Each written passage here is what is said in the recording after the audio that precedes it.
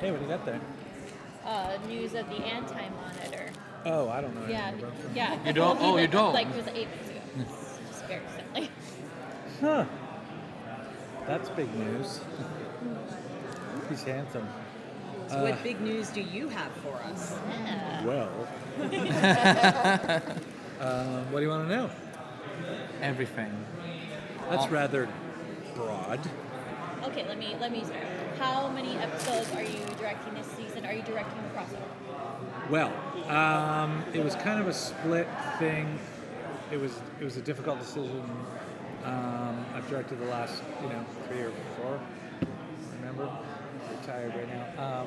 But this year I'm directing 801, the premiere. I'm directing 809, and I'm directing the series finale 810. The crossover is 808, and that'll be directed by Glenn Winter. So I just couldn't do both. It was just physically impossible. And it was a toss-up between that and that. But the series finale is, I'd actually rather be doing that anyway.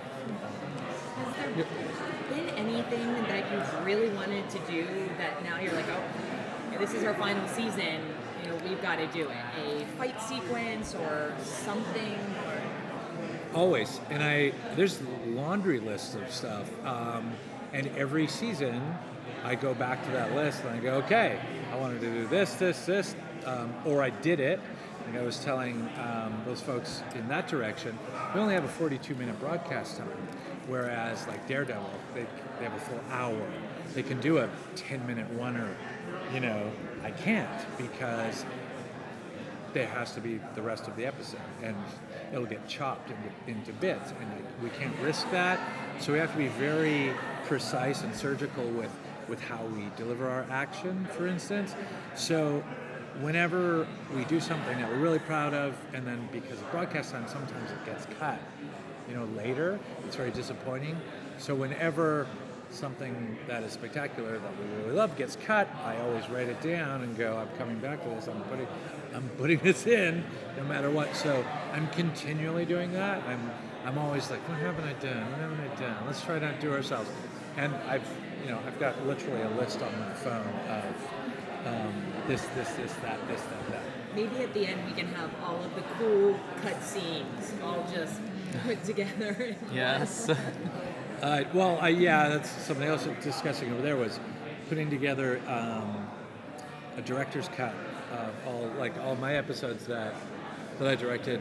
I wanted the fans to see, what that would look like. Quite often, like I said, 42-minute broadcast time. Quite often, the episodes when the director's cut is delivered are like 10 minutes overtime, sometimes 15 minutes overtime. Sometimes 6 minutes overtime, but there's a lot that happens in 10 minutes. Television series that you don't get to see, and there's a lot of really, really cool moments and visuals and emotional stuff and scenes that have just never been seen by the public eye that I'd love for everyone to see. And somehow I want, people to get to that. And, and people yell at you on Twitter, really hard with their hands. They yell like that for, you didn't do that right. I'm like, I'm not going to every time go, well, it got cut out. There's nothing I could do about it. But, I do feel poorly that, everybody doesn't get what they want, but it's almost impossible to make everybody happy because all the fans are so, we've discussed this before, all the fans are so completely different, and everybody wants something different. You can't please everybody all the time. You just have to make a creative choice and go with it and have an opinion, and that's it. This is what's up. So I want to talk, because you've really been part of the heart that is Arrow since the first season. You started stunt coordinator, and then you've gone up to producer and director. So talk about this journey you've been on for the last 8 years, and what are you going to miss about it? And what are you taking with you to your next project you're doing? Perseverance, I would say, is what I'd be taking with me. I started I came on, I was doing a movie in Cuba, got a phone call, hey, what would you do if if you had a character that was like a CIA agent, he was kind of like James Bond, and he was an Olympic level athlete, and he was a world-class martial artist, and he could do parkour, or like, blah, blah, blah, blah, how would you train him? And blah, blah, blah. I was like, oh, I do this. Blah, blah, blah. Anyway, and they said, where are you? I said, I'm in Cuba right now. And they're like, oh, well, give me a call when you get back. Okay. Hi, how's it going? Hey, come down here right now. Blah, blah, blah. Next thing you know, I'm teaching Steven martial arts and training him for the pilot.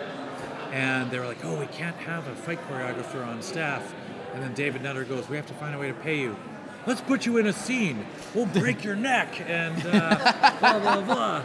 And I'm like, okay, whatever. So I got the credit as that guy. The first one he killed, basically. Yes, the first one he kills.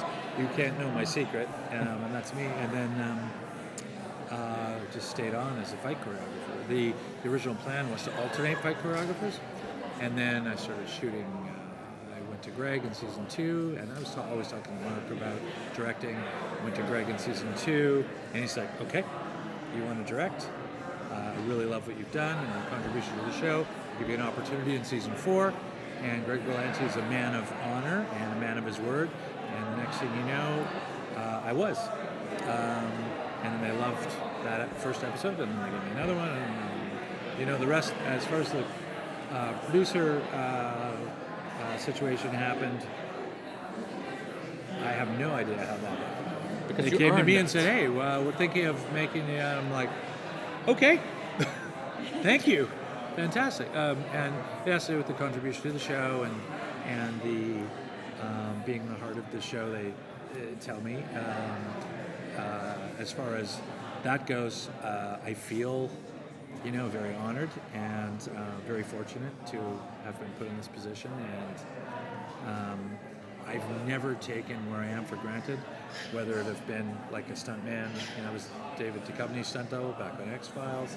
And to this day now, like every day, no matter what I'm doing, I'm pinching myself going, wake up. Oh, no, I'm not waking up. Oh, okay. I guess this is real. And I'm just very, very fortunate, and I know it. So I try to live every day knowing that and being grateful, and that's all I can be.